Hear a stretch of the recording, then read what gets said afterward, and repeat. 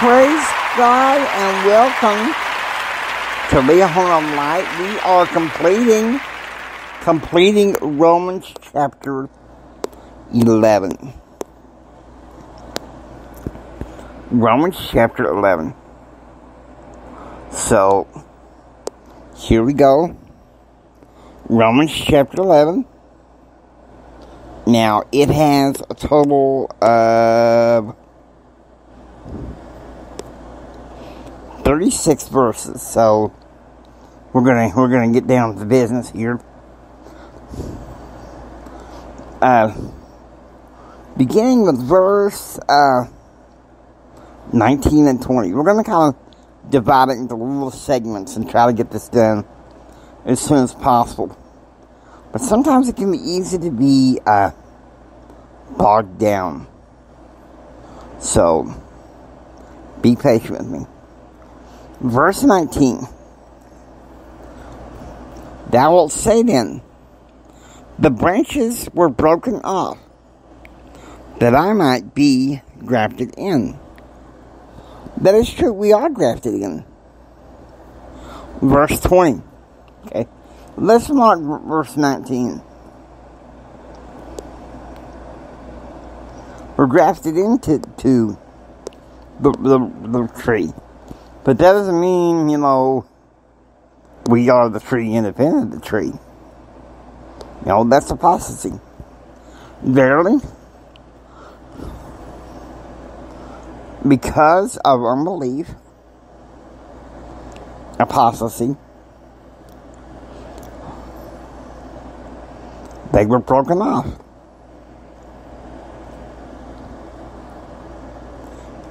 And thou standest by faith. Be not high-minded, but fear. And that fear is a reverence, okay? For if God spared not the natural branches, take heed that he also spare not thee. That's something to think about, because Paul is warning in this particular verse about the early church, of apostasy of the early church. Verse 24. Okay? For if thou were cut out of the olive tree, which is wild by nature, and was gathered contrary to nature into a good olive tree,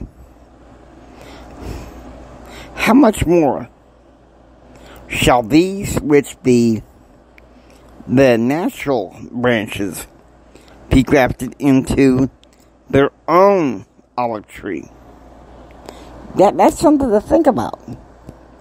That's something to think about when you're looking at the gathering of Israel. This is the gathering of Israel where God prevails. We don't determine anything. It's all in his hands, like President Nelson said. Now, verse 25.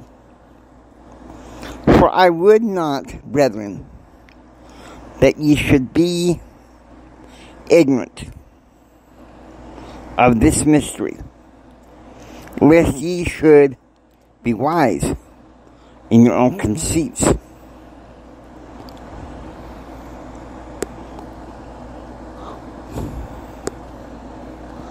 That blindness, or rather callousness, I like callousness from the Greek, in part is happened to Israel until the fullness of the Gentiles come in. And what ushers in the fullness of the Gentiles? I didn't have an answer to this for years when I studied the Bible. And you look at the footnotes. What is the fullness of the Gentiles? What's the beginning of it being fulfilled? It is the restoration of the gospel. Okay? Now, let's go to verse 29. For the gifts and calling of God are without repentance. Okay? Verse 30. For as ye in times past were disbelieving, disordinate to God,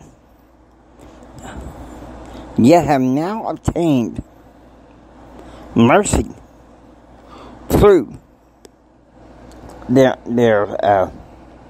unbelief, this disordinance, this disobedience, and disbelief. Think about it, guys. A lot of wonderful tools here. Okay, verse 32. Let's mark verse 32. For God hath concluded, God has closed up together them all in unbelief, that he might have mercy upon all. Now, let's go to verse 34. Rounding it up.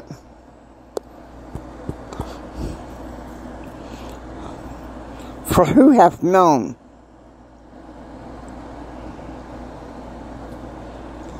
the mind of the Lord? Or who hath been his counselor? Who can counsel God? That's a pretty legitimate question. Verse 35.